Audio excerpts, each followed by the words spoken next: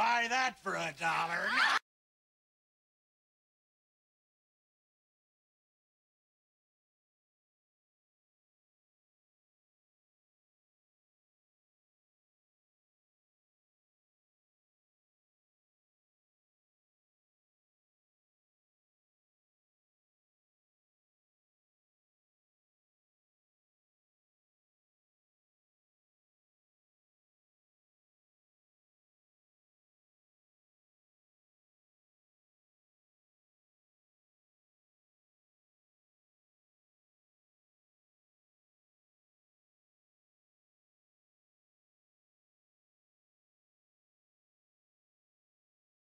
What up, guys? Back again with another review. Today we're going to be doing Robocop. As you can see in the picture, there's a little bit of Terminator back there too, making a cameo appearance. This is a horrible picture. I don't know what to tell you. I got a bad camera. Common theme with my old reviews and with these new reviews. But these reviews I honestly think are going to be more about voicing my opinion, going into what people are saying on the Sideshow message board about what these figures, problems that they have, and pluses and minuses, and really talking about that and the figure as a whole. I think my reviews are going to be more for people who are on the fence about the figure, whether or not they want to get it or not, and want an honest opinion on it itself. My old reviews, I would normally just give like a I love it kind of thing, and the reason behind that was because I never got figures that I hated, so there was never a bad thing I could say about them. But I think nowadays people don't want to hear just all positive. It just sounds phony, and gives out the impression that it's a perfect figure. And you know, people have their own opinions, and if they get it in hand and they're going off of something like that, and they see and they're like, well, you know, he lied, it doesn't seem like that to me. And I want to give people a heads up on the pluses and minuses, the pros and cons. Now it's all a matter of opinion, but for the most part I'm very positive on this figure. But I want to point out the things that other people are saying that they don't like about it, which is, I think, well founded. People are allowed to have their opinion.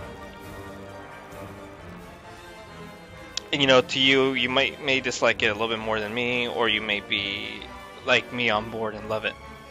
So anyway, let's go into the video portion of this. It's only a 3-minute video, so we'll probably be looping this a little bit because I didn't do a long one with this one, as I go through the pros and cons of this figure. So right off the back, I just want to point out that about 40% of the figures I cast, a lot of people have complained about that. The forearms on both sides, the upper arm, as I'm showing right there, is die cast, and once again the lower portion of his legs, which I guess would be the shin area, is die cast. The weight of the figure itself, though, makes it seem like it's a lot more heavier, and because of the paint job, it makes it seem like it's completely die cast, though it's not. And a lot of people feel that for the price point of $300, it should be either entirely die cast or lower the price because it doesn't have that much die cast. I've heard people say that, as opposed to, in comparison I should say, to say a Iron Man figure, that it weighs about the same. And Iron Man has a lot more metal parts. I think it's the Mark 42. I don't have any Iron Mans, so I'm not exactly sure which one they're referring to. I'm thinking that's the latest release. That's the one they're referring to. Giving you a close-up of the pistons there and the ankles. On the knees, he's got what they call, I guess, ratchet knees. They click when you pose them and move them, which makes it really stable. And when you pose the Robocop, he does seem like he's got a pretty good, well-founded base. Anyway, going back to the cons, if you can't tell by the video, he's got a very silver color to him. Some people have called it chrome. Chrome to me is like a reflective surface. This is more of a silver. I'm recording this on a MacBook Pro, so if you know what a MacBook Pro looks like, an Apple product, it's about the same color. It's got a little bit of a reflective shine to it, but it's not like a mirror, so to me it's not really chrome. It's a matter of opinion. But some people have gone as far as calling it Chromocop. To each his own. One thing about the figure though is that under different lighting, even in the dark, he's kind of outside. It's raining, so it's not super like sunny outside, but even in the dark you can see he's got a reflectiveness to him. Right now I'm using a luminous light, LED light, to kind of show off how it reflects, and that's one of the hugest complaints I've heard is the color. To a lot of people, when they think of RoboCop, they think he's got more of a gunmetal gray color, and bluish and purplish tones are more apparent and easier to see. A lot of people use a lot of still shots to point that out. And the movie was shot in the 1980s, so I mean, it's got a dark feel to it. RoboCop is shot in the dark, so I feel like some of that stuff is kind of unfounded. There is some still shots I've seen people post where he does look silver. And I mean, I think people, just like with Arnold, they have expectations of what they expect RoboCop to look like. So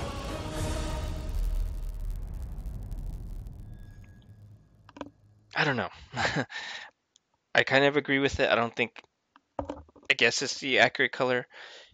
If you want to really be nitpicky about it, the original suit itself was actually a green color with a dark grayish color. And the reason why it was green is because when they filmed it, they used a special kind of film to make it look metallic. So if you want to be accurate, I guess the suit should be green, but people say, nah, you're basing it off of what it looks like in the movie. But the reason why I bring that up is because if you're going to be picky about the color, then how accurate do you want it to be? Because to me it seems kind of silly. But I also, understand it's not exactly what you see on the film. To me, it's not something that bothers me. I think it looks fine. So far in the 28 years that this film's been out, or in 2014 as I'm doing this review, no one's been able to capture the color quite right. I used to have the version 1, and you can see the review of that, and that one is a lot more blue, which, blue is more of a RoboCop 2 color. So the whole reason of me getting this figure was to replace that one. The head sculpt itself didn't look anything like Peter Weller. It was, like I said, too blue. It didn't look like very metal. With this newer version, they definitely changed that, but they took away a lot of the blues. One of the things that is great about it, though, is that it's got kind of like a chameleon color to it. It's really hard to capture on camera, but throughout the whole body, there is purples, pinks, and little bits of blues and greens. But the main color that comes out is the silver color, so you can see it right there in the arms and a little bit on the shoulder plates there, that it's got more color to it, but it's really hard to capture on camera. And when you see it in person, you can only see it under certain lighting, certain angles. When you turn it, you'll catch the purples and blues a little bit more better than if you were to look at it straight on and stuff. As I'm turning it there, you can kind of see some of the colors to come out. But one of the biggest complaints is the color itself. There's not many complaints. There's maybe like 10 people in total out of like almost 1,000 pages on the thread that I'll provide a link to, so you guys can check it out, and better pictures and just better input than I'm probably providing on this. It's, I guess, up to personal opinion. I'm okay with the color. I've come to terms with it.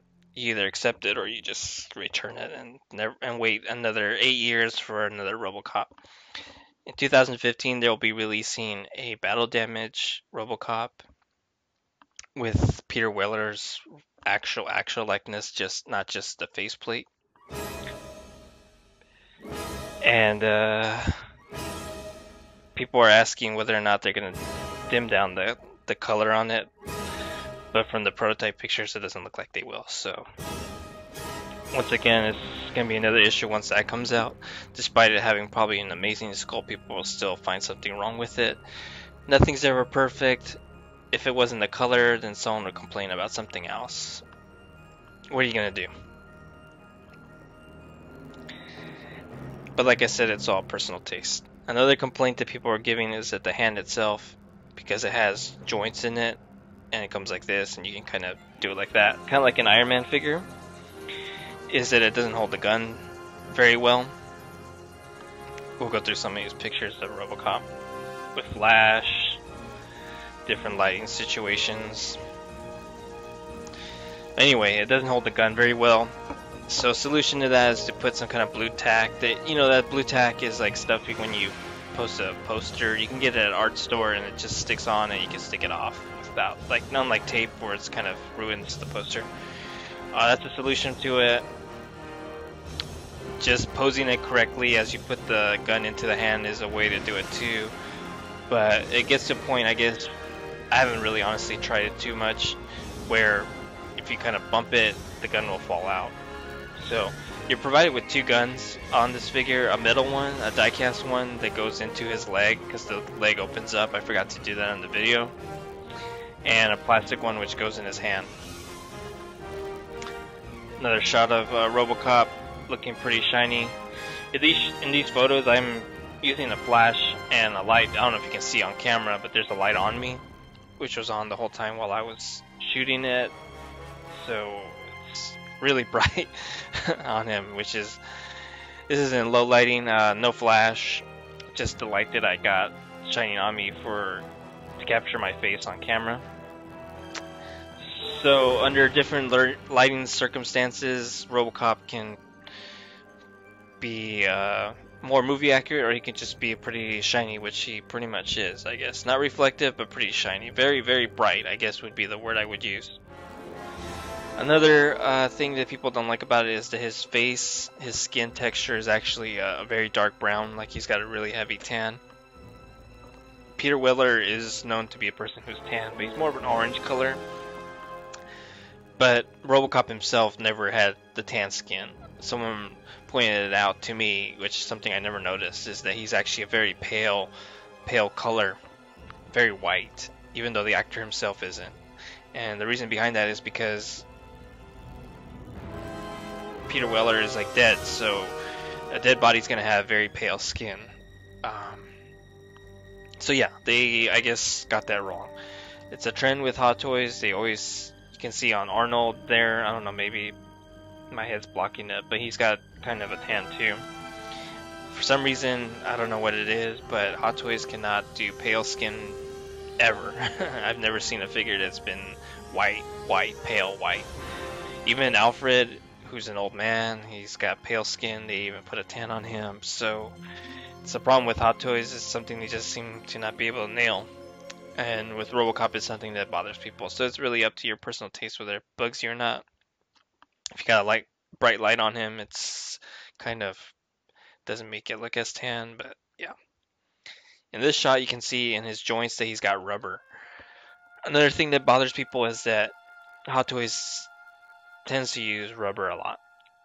And the bad thing with rubber in old figures is that it's pretty bad for it to be posed in an extreme pose. What is an extreme pose? An extreme pose is like if he had his gun like this, and when you leave it in a pose like that for a long time, the rubber tends to kind of get adjusted to that and stays in that pose to the point that if you decide to pose in a different pose, after a while, let's say you kept it like this for a year, and you go back to pose it again, it leaves folds and creases that stay there forever pretty much, because that's how rubber acts. Sometimes if you leave it longer, or depending on if the rubber is good or not, in some cases, not all cases, just some, the rubber gets to a point where it actually cracks and breaks because of the pressure of being put in that pose for too long. That's more on Hot Toys providing, quality control issues and choosing really cheap rubber to make the cost cheaper on their part so they can make a profit when they make these figures.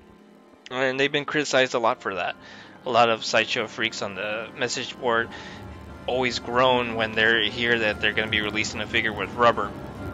Because in the past there's been some cases where the rubber cracks or rips or tears. Not all cases. A good case in point is the original Robocop version 1 that came out in 2007, it might have even been 2006, 2005, honestly.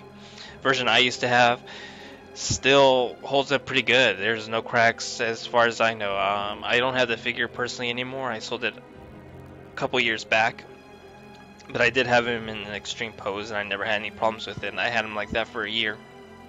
I just saw another reviewer do a review of this figure, and he has his original one still, and I saw that he even pointed out that there was no problems with his. So it all depends on what maybe Hot Toys was doing at the time, what kind of quality control, what kind of rubber they were using. Another case in point, Ed 209, which was released a year prior, or about maybe like 6 months prior to Robocop's release, and it's having a huge deterioration problem with its dome because they use rubber. And when people found out it was rubber upon release, they were just upset with it, because the first release of Ed 209 had the same problem, and it would start to crack and basically crumble after a while. I honestly think it's a number of issues. Weather, people have brought up that if you have a lot of humidity, it dries up the rubber. Not a lot of people really pointed it out, but what I think it is, honestly, is kind of if the rubber cracks when you put it in a position for too long. I think the same could be said about the dome. I think what's going on is it's being stretched out for permanently. I mean, it's stretched out and folded over the dome to fit on it, and if it was, I think, maybe used, how do I explain this? Let's say the rubber's like this, right? But they stretch it out so that it's like this.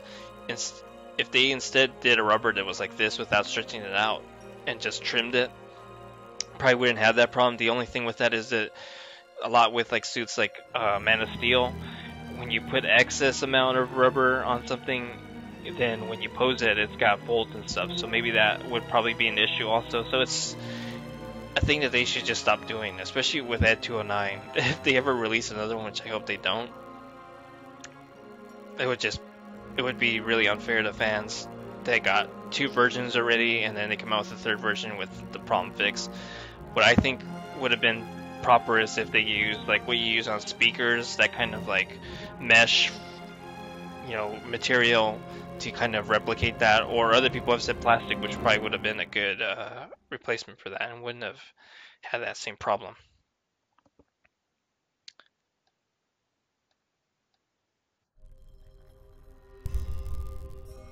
It's a 43-second video.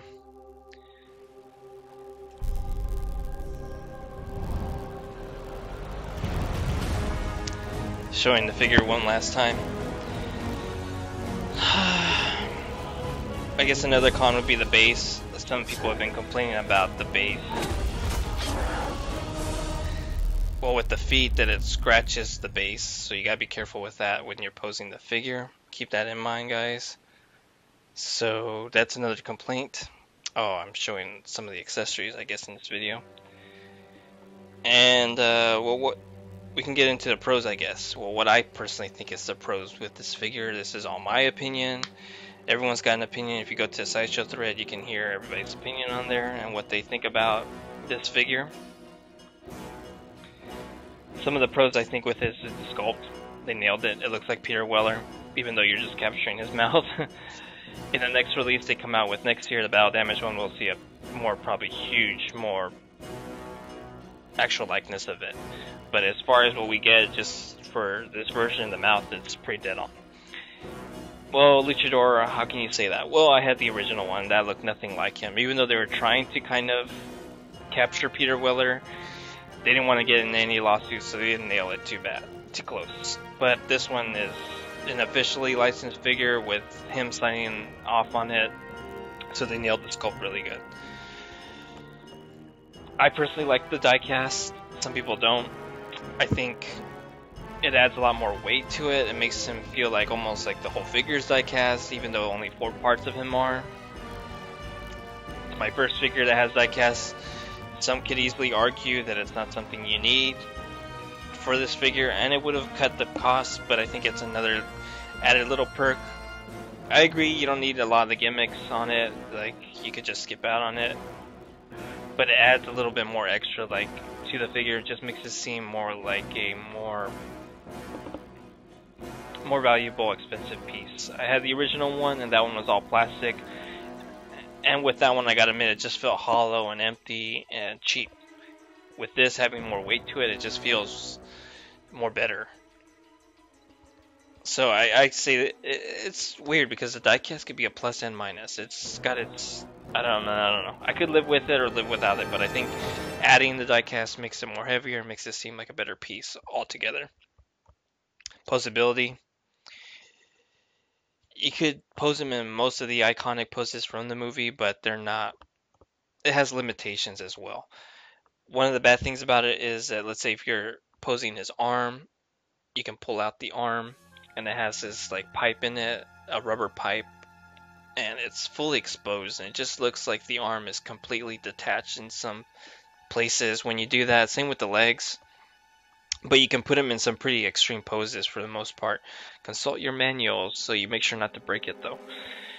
And it's pretty cool. You can pose him in most of the scenes, not all of them.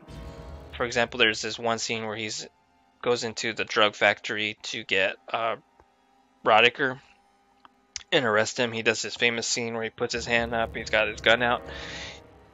You know, it's really hard to replicate that pose, but it's with this figure you come pretty close, but not without seeing all the exposed parts, which makes it seem bad. So for me, I'm glad that you can pose in a lot of poses, but for me, I'm going to keep the arms pretty close to it to hide those gaps, because that's the thing that really bugs me. So keep that in mind. But the posability is pretty awesome that you can do that. The neck has really good posability. The shoulders, the legs, the ankles don't have a swivel, but they can go back and forth. And the knees are great.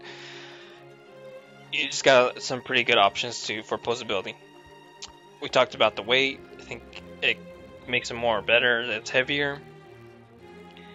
The only problem with that is, you know, if you don't have a display stand or something, even though it feels secure, if it drops down, it's just probably going to break some parts of it because it's so heavy too. So keep that in mind when posing it. Some people have complained that it's hard to actually put the base because it comes with the crotch grabber, which most Hot Toys figures come with. Solution to that is to just make Robocop's leg kind of split apart and pull the crotch grabber up as far as it's willing to split, and just cram those prods right in there, and then close the legs up, and then bring down the crotch grabber, and it lies perfectly there, and he's not going to move if you do it that way. Despite him being silver, I actually like the paint applications because I like that you can move it around and see some of the purples that you can't capture on camera, and you have to kind of see in person. Because I own a MacBook Pro computer, and this whole complete unit is metal. It's all metal parts. Unlike Robocop that has plastic parts painted to look that way, this computer is completely metal. It gets hot when it's hot, and when it's cold outside or it's cold in the room, it's completely cold, like a metal piece. And it has the same finish as his computer, so when I see that figure, I subconsciously feel like the whole entire piece is metal itself, just like this computer. So to me, the piece, given with the weight and the way it's painted, it almost seems as if the whole thing is actually die-cast. Going back to the version 1, it was really like blue and still bright silver, but you didn't get that feel like it was like the same, like it was all die-cast. But with this one, because the way it's painted, it feels like it is. It's also one of those things that's bad about it because it's too bright, too shiny. But on the plus side, it actually it's good for it. And, you know, depending on your opinion on it. I mean, if it doesn't bother you, I think the color actually makes it seem more metal-like. Get two weapons, as I said before. You get a die-cast one that goes in his leg, which adds more weight to the figure, and you get the plastic one which goes in his hand, which is lighter and easier to put in if you can get it in there. Well, one last thing people don't like about it, which is pretty obvious, is the price point. It's $300. One thing I forgot to point out, it has a sound feature. Doesn't come with batteries for that. You have to get them, and they're very specific kind of batteries, like 3N, which you'd probably have to go to Walmart to get. They're not really easily available batteries to go buy just anywhere. So you know they're probably hard to get. I think someone said they don't even have them at Best Buy, so you might even have to get them online like Amazon, which is kind of annoying. But he comes with, I believe, 4 phrases, and the cool thing about it is they actually use lines from the movies. And so since they got Peter Weller's likeness, they also have his voice. And he comes with a little remote control so you can activate him. Some people have complained that it doesn't work really well with it. And the fix for that is to turn it off and turn it back on, and it resets it, and it's only good for about 20 minutes. It's one of those things that I'm not gonna use, so I haven't even put batteries or bought batteries to test it out because it's not something that I bought it for. Same with the diecast, I could take it or leave it. The sound feature, take it or leave it. It's not something I really wanted, but because they have those features, they raise the price on it. A lot of people don't like that, and they said they would rather they didn't do any of those things and lower the price on the figure. $300 though is pretty much the average price we're starting to see for Hot Toys nowadays though. An Iron Man with diecast parts is a little over $300, and in my opinion, I think a Robocop is worth more $300 than Iron Man, but that's because I like Robocop more. So it really depends on you, and if maybe you're spending $300 right there on the spot. I did flex pay, so I did 3 payments of $90. Well, 2 of 90, and then the last payment was a little bit more to cover the shipping and taxes. So for me, it's the only way I can afford these figures is by putting payments every month. So to me, it's not as bad because it's not all at once. I'm not just plopping down $300 and it's just like, oh Jesus Christ, so expensive. Since I'm only putting little bits towards it, it's not as bad for me. So something to consider. It doesn't mean that, you know, they should get away with, but that's how the hobby is going in that direction. The quality is better, way better than the first version, so of course the price is going to go up. It's what I guess they call inflation. It's just how things are. Things always go up in price, so it's not something that's going to change anytime soon. The days of getting figures for about $200, $150 are now gone. It's a sad reality. A thing to combat it and make it easier, like I said, is flex pay. But yeah, another thing I just want to point out, let me go to this video, when you want to switch out the face plates, one thing you guys should keep in mind is that the bottom of the chin does rub against the chin on the faceplate. So a good way to replace them, if you do see yourself doing that, is to take off this, I believe it's his left side. So right here would be his right side from the shot you're seeing. It's just to just kind of detach it, which it does detach, and putting in the faceplate on there makes it easier, and that way it doesn't rub against the chin strap and doesn't rub the paint off of the sculpt itself. So just a little tip there for you guys if you're looking to change this faceplate a lot. And I think I've nailed just about everything that can be said about this. The battle damage